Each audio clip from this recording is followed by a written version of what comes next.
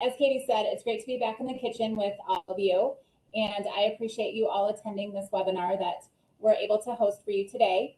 And as Katie mentioned, March is National Nutrition Month, and even though it's only April 2nd, we can still kind of say it's still within that time frame, but this year's theme was Beyond the Table, and it was focusing on how many of us Americans we're eating beyond the family dinner table, right? We're finding ourselves eating in restaurants, on the go, at sporting events, calling many of our snacks during the day our meals now. We're learning more about where our food is actually coming from. We're focusing more on grocery shopping. So we're doing a lot more eating beyond the table per se. So snacking is a big one for many of us that live busy lifestyles. So hopefully throughout this next 50 minutes or so together, you'll learn a little bit more about snacking and how it can be incorporated into a healthy lifestyle. And hopefully you'll learn different ways of combining different foods to make substantial snacks so that you're not left feeling hungry a half an hour later.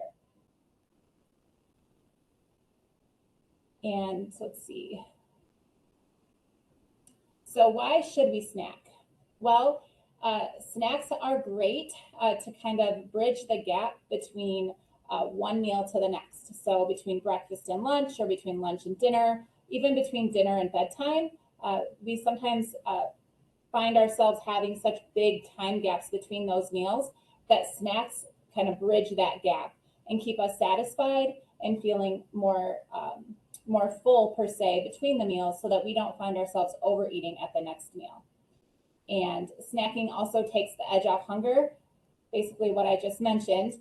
As you might know, if you eat lunch, but then you don't have dinner for 6 or 8 hours later, going into dinner without a snack, you most likely eat your way through making that meal, and then you overeat at the meal. And then when you're finally done with, per se, supper, then you feel bloated and uncomfortable and just plain blah, right? So that could be because you are overeating because you went too long between meals. And we also want to be mindful with snacks and portion sizes too, so that we don't overeat at a snack, because we still want to have our appetite for the next meal. And snacks can also be planned around our daily schedule. So if we know we have sports practice after school, or if we have yoga class after work, or maybe we're running errands, or we have an appointment after work, well, then we need to plan our snacks accordingly so that we have enough food in our lunch bag, or we have enough shelf-stable items in our car, so that we have those substantial snacks with us, so that we have that bridge, right? We're building that bridge of satiety between meals so that we have enough food to nourish our bodies.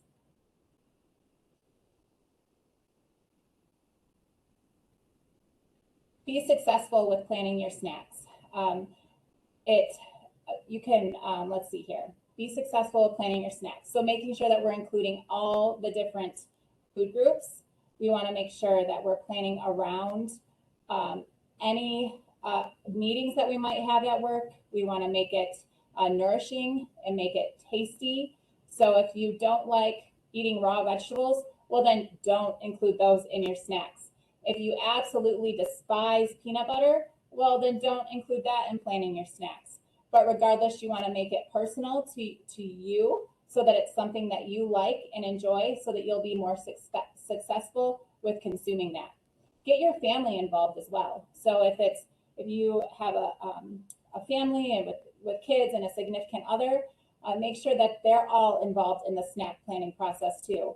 Because if you pack your kids snacks and they absolutely will not eat what you're packing, but you just think they will, well, then they might end up being very hangry, right? When they get home from practice, if they didn't enjoy the snack that you had packed for them. Make it very simple as well. Don't overthink things, don't overplan things, because sometimes when we put too much thought into something and think it has to be so elaborate, it can just get very stressful and tiresome, and we can burn out, and then we'll end up not even providing snacks for ourselves or our family. So again, be simple, and that will help you be successful. Hydrating is important. When we aren't fully hydrated, when I say hydrate, don't hydrate with coffee or don't hydrate with soda, because typically those are full of caffeine, so they'll actually dehydrate you. So you want to make sure that you're hydrating with low calorie, sugar-free beverages such as water, or maybe an unsweetened caffeine-free iced tea. Some sports drinks that are low sugar or sugar-free can fit intermittently as well. But a lot of times our body mistakenly thinks that we're hungry when actually we're thirsty. So our body gives us the exact same signals for thirst as it does for hunger. And what do we do as humans? Initially, we probably go straight to that food, right? And think, oh, my body's hungry. I need something to eat. When really, if you just step back and maybe drink 8 ounces or 12 ounces of water, wait a few minutes, your body may have just needed some hydration. So always make sure, coincidingly, you're hydrating along with nourishing your body as well. So when you're planning your snacks, you want to make sure that you're including all the food groups. Maybe not all 5 food groups at each snack, but trying to include a variety of food groups at snacks. So as you know, we have protein, fruit, vegetables, grains, and dairy. Those are our 5 food groups. So when we include protein in a snack, whether it's from dairy, or maybe it's from nuts, or it could be from eggs, maybe you're going to utilize meat within your snack too. Regardless, protein is going to keep you fuller longer because it's digested a lot slower. So protein is a great component to include in a snack when you're going to have 2 or 3 hours to wait between that snack and the next meal. Carbohydrates, those come from things like fruits, some starchy vegetables, and grains. Carbohydrates are important to include in our snack because not only do they give us fiber and they help with our cardiovascular health, they help with our bowel regimens. Fiber can also help us stay fuller longer and stabilize our blood sugars, but carbohydrates give us immediate energy.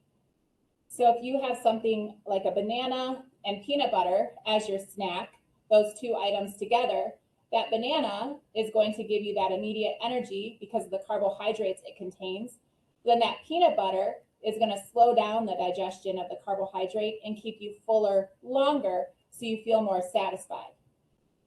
If you've ever noticed having just an apple or just a handful of crackers or just a banana and calling that a snack, within a half an hour, 45 minutes, have you felt hungry shortly after eating that item?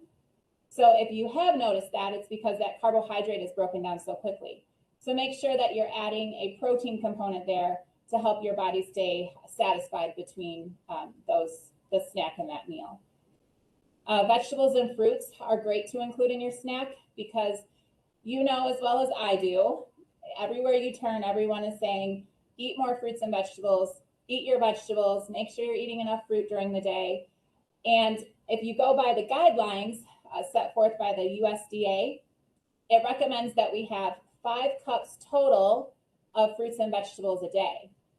Well, that's a lot of fruits and vegetables if you think about it to consume if you're only eating maybe 2 or 3 meals a day. So if you include a fruit or vegetable at each snack that you have, you'll be well on your way of getting enough fruits and vegetables through the day. Fruits and vegetables are important because they contain a lot of antioxidants. And with antioxidants, they help keep our immune system strong. And they also help keep our healthy cells healthy and delay any further damage that some of those enemy cells might be doing to our body. We know that dairy contains a lot of calcium and vitamin D, which is good for our bone health. And you don't have to get your calcium sources just from dairy. You can get it from some vegetables and some fish and things like that too. But a lot of us like to consume yogurt or cottage cheese, a glass of milk. Those are all great sources to keep at our snacks as well. You can utilize dairy and put fruit with your cottage cheese, or fruit or granola with your yogurt. A glass of milk with some cereal would be, a small amount of cereal would be a great snack choice. But regardless, making sure that you're getting roughly 2 food groups per snack is going to help assure that you're going to be satisfied between those meals.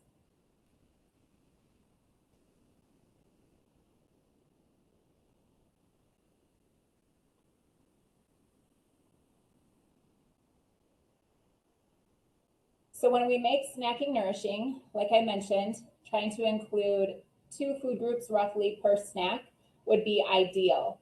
So they can either be snacks that you keep cold in your lunch bag, or snacks that are on the go that your kids can keep in their backpack. They could be snacks that you keep at your desk. But a trail mix is a great example with 1 or 2 different types of nuts and some dried fruit. Or maybe you like graham crackers and peanut butter. That's another shelf-stable snack. Or grapes and cheese cubes, hummus and vegetables, apple slices with a homemade fruit dip, potentially mixed berries with some of that Greek yogurt that we talked about on the last slide. But regardless, making those snacks nourishing is going to be helpful. Now, I just want to clarify, I'm not saying don't eat those fun foods that a lot of us like the candy and ice cream and chips and things like that. But too many of us use those as our actual snack. And when we use those as our snack, that's not only providing us with a bunch of excess calories that we don't necessarily need on a daily basis, but that's also not really going to curb our appetite. Maybe for 15 minutes, 30 minutes, you might feel satisfied. But again, those foods are so high in added sugars and carbohydrates that they're going to be digested so quickly through our body, and they provide minimal to no nourishment that you're going to be left feeling hungry shortly after. And then that cycle will start again, right? Then you're going to reach for more candy or more chips or something similar because your body's just not fully satisfied. So trying to make your body feel more satisfied by those nourishing foods is something that you want to make as kind of like the forefront goal there for your snacking, and use those fun foods intermittently as what I just mentioned, a fun food. So I believe we're going to get started now in the kitchen here. I appreciate Katie. She was projecting my slides for me, so I was kind of a little bit out of realm here and not projecting on myself. So thank you, Katie. So I apologize if I stumbled over a couple of words. But we're going to move on now to our first recipe, the no-bake bites. So if you guys are following along at home, go ahead and get your recipe cards out. And you potentially have your ingredients out in front of you as well, because Katie so graciously emailed you guys a shopping list to go ahead and purchase the ingredients to go along with the recipe.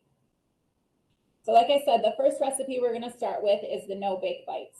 Now, these no-bake bites have been around for a very long time. You maybe made them before on your own, or maybe you've tried some that someone else has made, or you bought them from the store. But regardless, when I said earlier, make your snacks nourishing and kind of personalize it to your preferences and put things in your snacks that you prefer, these no-bake bites are so personable. So yes, I have a recipe provided for you, but you can definitely personalize it as much as you'd like. And if you didn't like peanut butter is the protein source here. If you just absolutely do not like peanut butter, then maybe you're going to try almond butter or sun butter or some other type of nut butter that you prefer.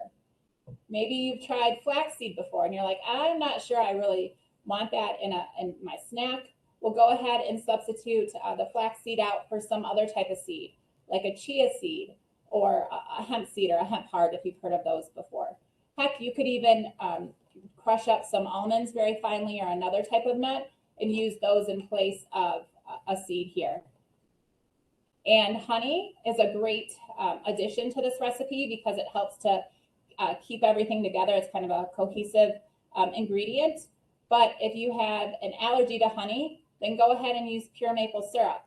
Or if you absolutely don't like pure maple syrup, then use the honey. But like I said, there's many variations here that you can personalize this recipe to yourself. So the first ingredient we're going to put in here is 1 cup of old-fashioned oats. And again, if you didn't have old-fashioned oats and all you had is rolled oats or quick oats, go ahead and use those. But old-fashioned oats is just what I have here written in the recipe for us. 1/4 cup of mini chocolate chips. You could also put dried fruit in this recipe if you weren't sure that you were interested in utilizing chocolate chips. We're going to do 2/3 cup of a peanut butter. And as I mentioned, peanut butter is a great source of protein. It's also full of heart-healthy fats. Fats, just like protein, help keep us fuller longer because they're digested so slowly in our body. Now, there's two different types of fats that we have in our diet. We have unsaturated fatty acids that come from plants. So things like nuts, walnuts is a great source. We also have olive oil, avocados, chia seeds. Those are all great sources of unsaturated fatty acids. Canola oil is another one. And then there's the saturated fat. Saturated fat is what causes plaque buildup in our arteries and can cause issues with our cardiovascular health. So trying to include more of those heart-healthy fats in your diet, those unsaturated fatty acids, are going to actually improve your cardiovascular system, decrease your overall cholesterol, and help to improve your good cholesterol as well. Then we're going to add our ground flaxseed here. 1.5 tablespoons of honey.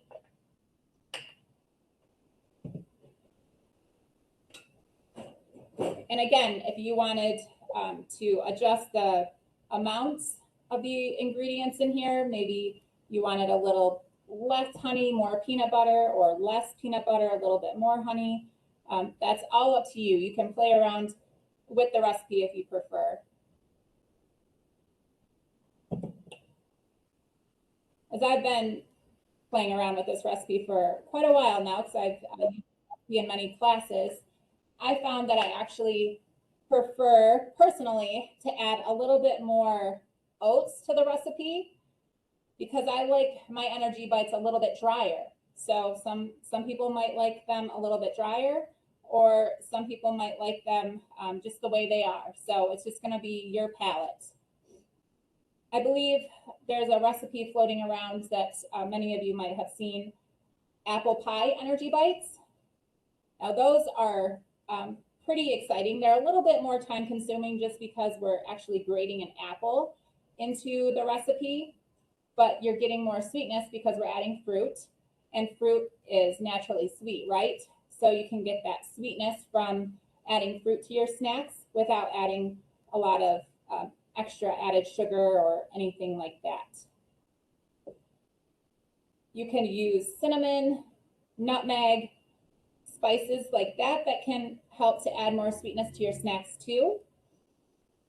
I know a lot of us, when we think snacks, we think sweet, right? Sweet or crunchy. So thinking outside the box a little bit instead of just your typical crackers or chips. So now once the ingredients are all mixed together here, you'll want to set it in the fridge for about 30 minutes or so, just so that the batter or the mixture can harden, so it makes you able to form it into the 1-inch size balls a little bit easier. So that'll be a great time for us to move on to our next recipe, which is going to be the roasted chickpeas. Now, if you are doing this with me, then we've just mixed everything together in the bowl. And if you felt like, well, I'm not sure that the spoon was working well for me, I just used a spatula. You can go ahead and put reusable gloves on. So I have a couple here. You can put these reusable kitchen gloves, or not reusable, gosh, that is not the word I was looking for. These are disposable. You don't want to reuse these. I don't know what I was thinking. Disposable gloves. You could put those on and then really mix with your hands. And that's sometimes a lot easier for people if you did it that way. So now as I gather my words again, I'm going to put these in the fridge and I'll be right back.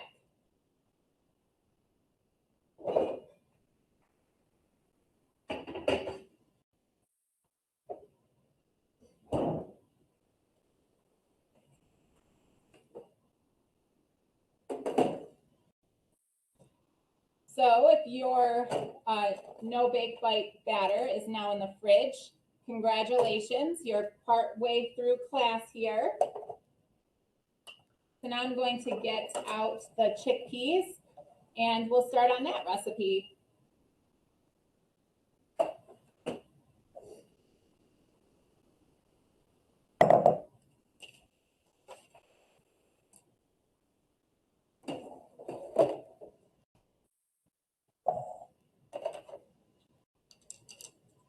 I'm not quite sure if all of you are going to be roasting the chickpeas at home or not, or if you're just kind of watching from your desk, whatever, that's your preference. But on the recipe card, you can see that there's 3 different variations of seasoning options. So I just got a can of garbanzo beans, or it's also known as chickpeas, from the local Meijer store. So what I'm going to do is open up this can, then I'm going to pour it in a colander in the sink, not on the counter, in the sink, and then I'm going to run cold running water over it to rinse the chickpeas off. Then what we're going to do is we're going to blot the chickpeas to dry on a large cookie sheet with some paper towel. Because the key to this recipe is you want the chickpeas to be fairly dry before adding the seasoning. Because if they're too wet when you put them in the oven, then they're just going to turn out kind of mushy, or they're just going to be burnt on the outside. And you want them to be fairly dry when you're starting to use them to make this recipe successful. Now, as we mentioned earlier, making our snacks nourishing is part of being satisfied between meals, correct? So with chickpeas, this is considered a protein. It's a plant-based protein. So you're going to get some fiber, some protein, and also some carbohydrates here because this is from a plant. So this is a great option for snacking and on-the-go snacking too. You don't have to keep these in the refrigerator or worry about them spoiling if they're out on the counter for a half an hour or an hour or anything. So these are a great on-the-go snack option too.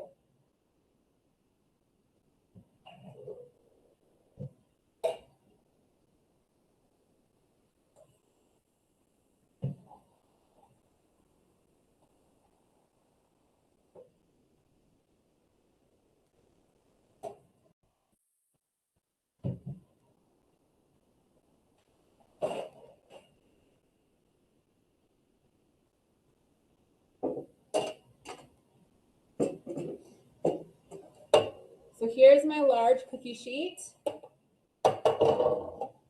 and my paper towel that I'm going to lay here on the cookie sheet.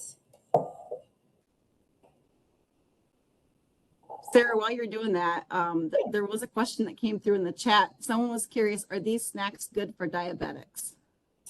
They are. They can fit into someone that's watching their blood sugar levels.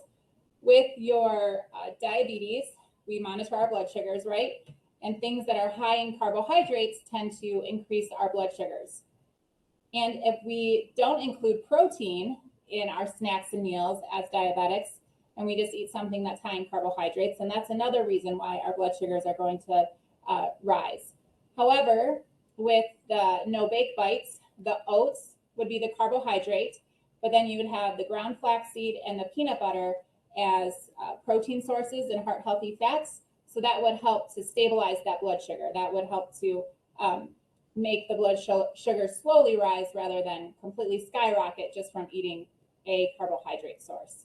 But portions are the key, just like with anything. So I believe one no-bake bite would be about 14 grams of carbohydrates if you're counting your carbohydrates as a diabetic. So just keeping that in mind. All right, so I think these chickpeas are fairly dry. We'll just let them sit on the paper towel just a little bit longer. As you can see, I'm kind of rolling the chickpeas around on the paper towel here with another layer of paper towel just to help let them dry. So you can either use a gallon-sized Ziploc bag, or you could use a bowl, either or, whatever you prefer. I'm going to use a bowl today, just for my own, I guess, preference here. So the seasoning option that we're going to do together is the third one on the bottom. It has cumin in it and marjoram, allspice, and extra virgin olive oil. So I'm going to go ahead and put the tablespoon of olive oil in this bowl here. Now, if you are someone that would prefer to use canola oil or avocado oil, there's no real right or wrong answer on to what type of oil to use, as long as it's an unsaturated fat. So canola oil, olive oil, avocado oil, those are all going to be good sources of oils to use for this. Vegetable oil, I would stay away from just because that's a very high saturated fat containing oil. So canola oil would be your closest substitution to the vegetable oil if that was something you were thinking. So I have 1 tablespoon of olive oil here in the bowl. Now I'm going to put 2 teaspoons of ground cumin. I don't know how many of you are familiar with cumin or like cumin, but cumin is one of the most popular spices that we use, and it's very popular in the Latin cuisine or Mexican cuisine, and also within the Indian cuisine. And cumin is made from a seed that's actually part of the parsley family. There's a lot of health benefits to it as well. Anti-inflammatory and antioxidants are prevalent in cumin. Marjoram is another dried spice that we're going to use in this spice blend. This one isn't as common typically in a lot of people's spice cabinet at home, but marjoram is very similar to oregano. Some people also say it's very similar to thyme. You can add it into soups and different casseroles, things like that. And in the Mediterranean, marjoram, I hope I'm pronouncing this right, but this is how I've pronounced it for 15 years. So I haven't been corrected yet. But it actually, it means happiness. So who would have thought that having a spice would provide you with a bunch of happiness, right? And it also has an earthy and woodsy type of flavor. So we're gonna put some of that in here.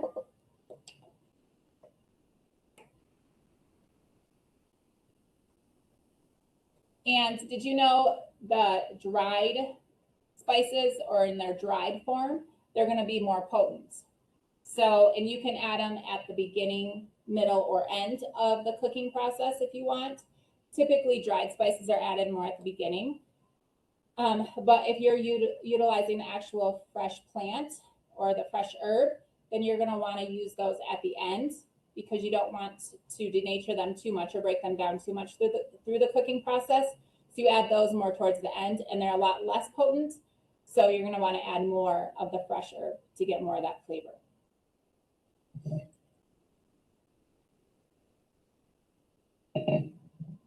Then the last one is allspice.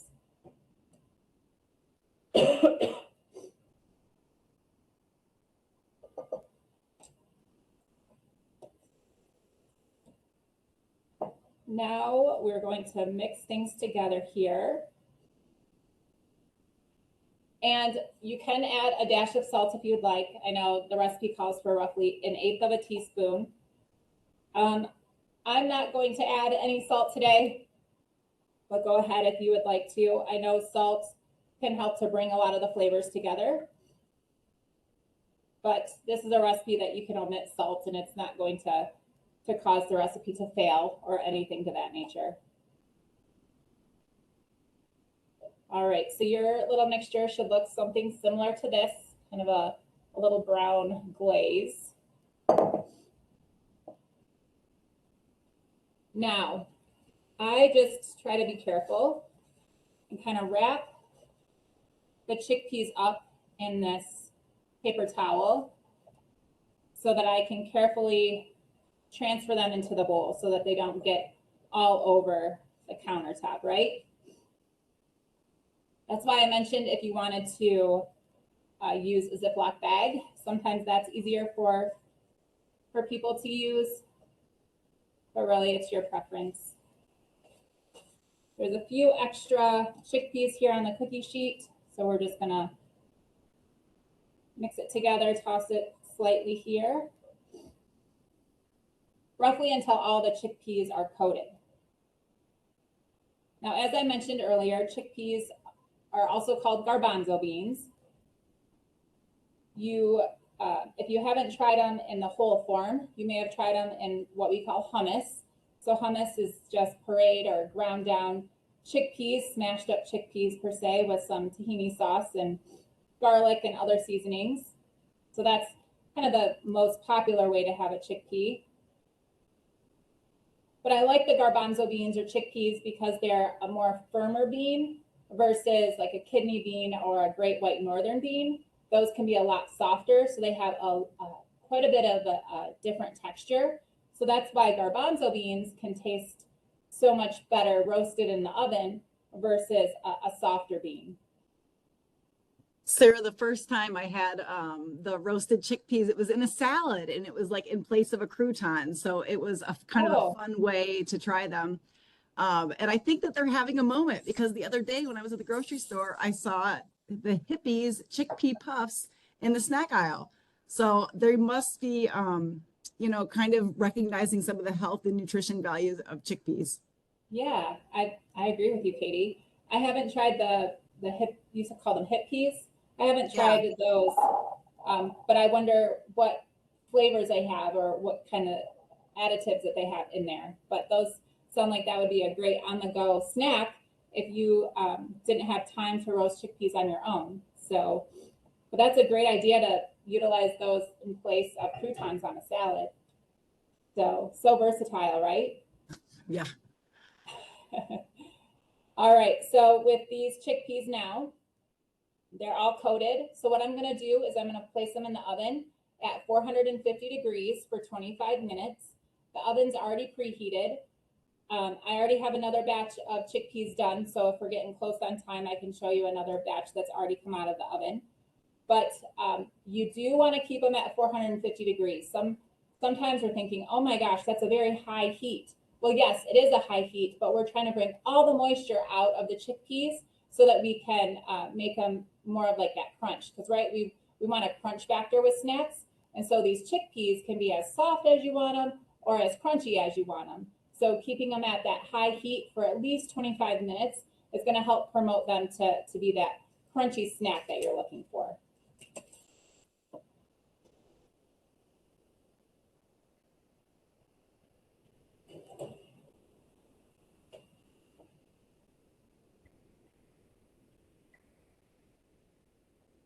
And I will tell you, if you are baking these or roasting these at home, your kitchen is going to become fragrant, and that's wonderful, right? That's a free candle type of thing, I think, when you can smell your food roasting or coming from the oven. I've made the sugar and cinnamon ones before, and those immediately give off a really strong fragrance. So if you're looking for something that's sweet and crunchy together, and you like the texture of these chickpeas, then I'll suggest the sugar and cinnamon ones for you the next time that you make them. All right, let us all get out of the fridge our no bake bite batter, and then we'll form them into the serving sizes, and we'll put them on a plate so that you guys can see kind of how the texture and the consistency of that batter should be when they're ready to roll successfully into the 1-inch size balls.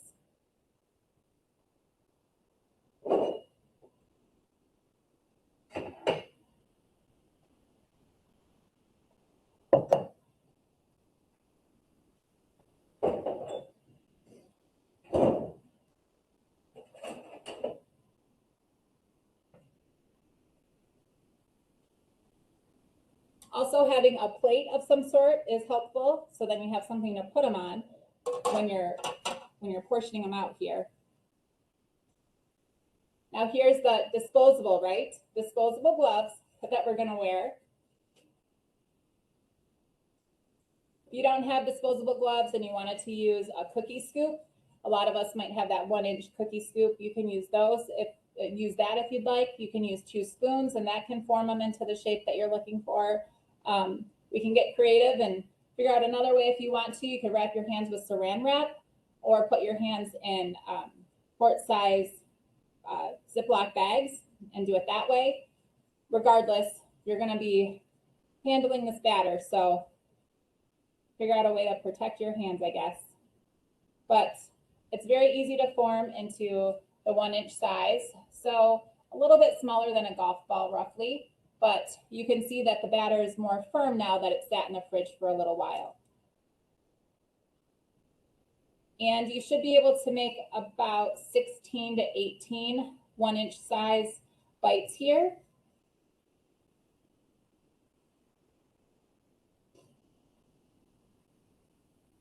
And again, these can be considered shelf stable.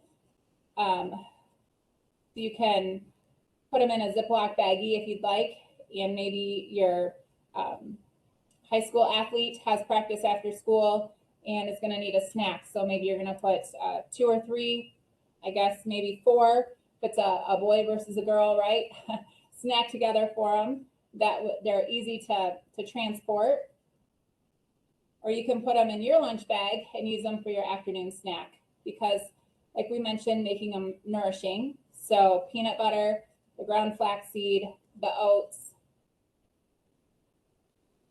and then personalizing them how you'd like them to be sweetened. Yeah, I love how both of these snacks don't have to be in the refrigerator, and you can just grab them and pack them in your lunchbox and go, and then you have snacks for the rest of the day. Mm-hmm. If you have space at work, you could just take these all at the beginning of the week, right? You could take however many you might need, if you need 5 or 8 or something like that, to make sure that you have a satisfying snacks for the week, and keep them in the fridge at work potentially if you have room, or just portion them out maybe on Saturday or Sunday when you're making them, and put them in little snack size Ziploc bags. So they're really easy just to grab out of the fridge in the morning when you're ready to go. But regardless, these are meant to be simple, right? The title of the class is Simple Snacking. So please don't overthink or make things more complicated than they have to be, to think to yourself, oh, I'm eating healthy because I just spent 8 hours preparing snacks for the week. Well, they might be very healthy snacks, right? But just make them simple. Simple things can still be as nourishing and as tasty as things that you see recipes for that look very elaborate. And these are easy enough as well that little hands could help you make them too. So if you have young children, or maybe a young teenager that wants to learn how to do some food prepping skills or cooking skills, well, these are great recipes for them to start out with, because simple ingredients, simple steps in the kitchen.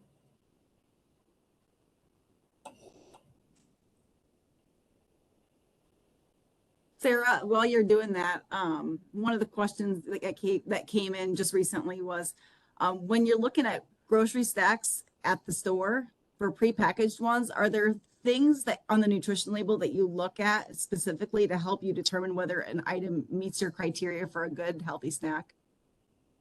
Well, added sugar and added salt. If we consume too much added sugar, too much added salts throughout the day, and that can just lead to risks for other health complications. So low sodium would be one thing to look at, meaning per serving, trying to make sure the sodium on the package is roughly less than 300 milligrams would be able to fit into a healthful snack.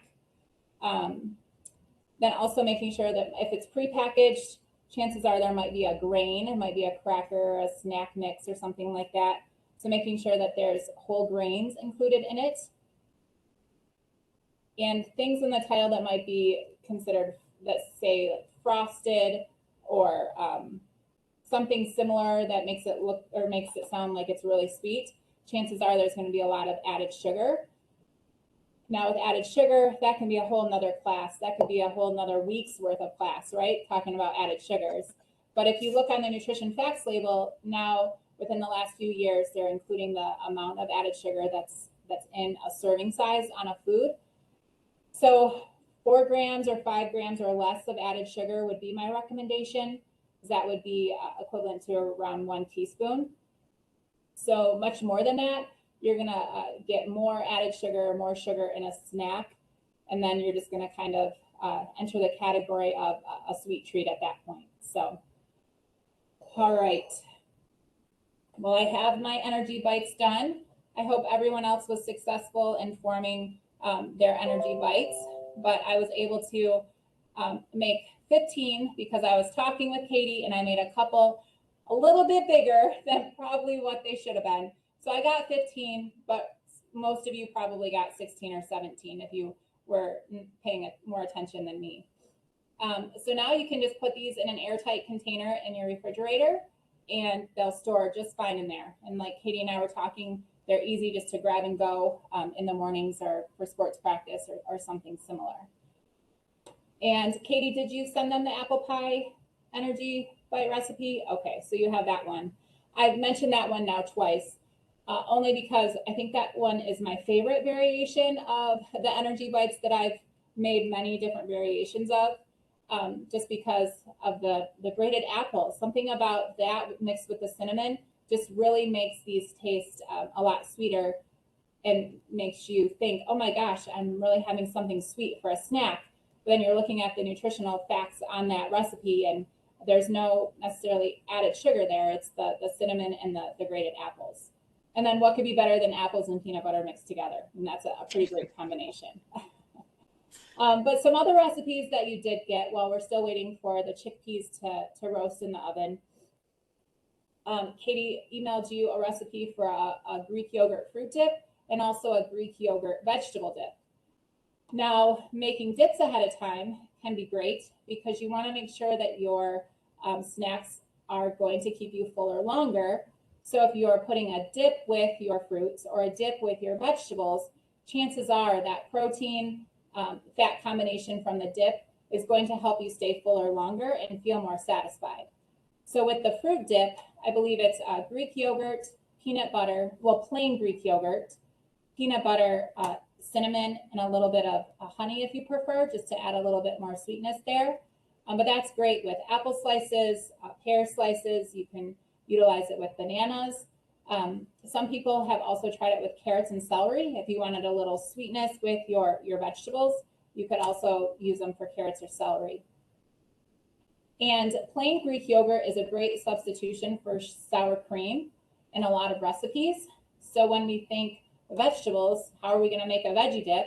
Well, a lot of us go straight to a sour cream dip, right? Or something that's sour cream based, because that's just our initial thought from all the stores and the dips that people sell pre-made. But if you're going to use the non-fat plain Greek yogurt, not only are you going to get such an increased amount of protein and calcium and other vitamins and minerals there, but you're going to get minimal to no saturated fat. And when we're looking at snacks, we want to make sure that it's nourishing to our body.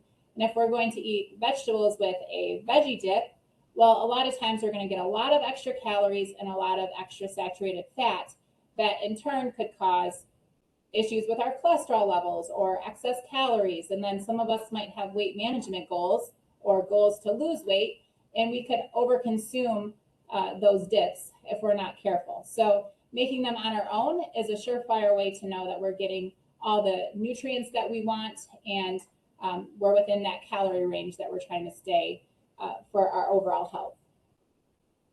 And then with that veggie dip, we're also adding garlic powder and onion powder.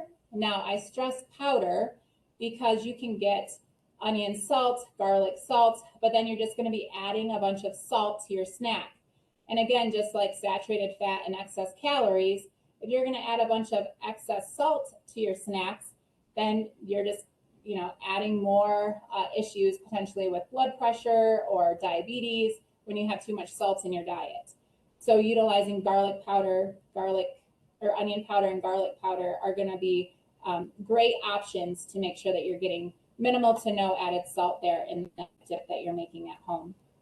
And then putting dill in there, that's going to add on kind of that next level of the ranch. We all like ranch to dip our things in and ranch on the side of different items. So adding dill there is going to give you some of that flavor that you're looking for ranch to kind of trick you into thinking, wow, I have my carrots with ranch right now, when really it's a low fat, low calorie Greek yogurt dip. So lots of variations out there. And I'm sure if you Google search some recipe, you could find something very similar to that as well. But Katie did a great job of compiling recipes, and I helped her. I sent some recipes over. So All we are doing is just trying to give you guys the tools that you need to have sensible, smart snacking so that you guys can achieve your health goals. So, all right, any more questions, Katie, before I take the chickpeas out of the oven? Nope, go ahead and take them out of the oven. All right.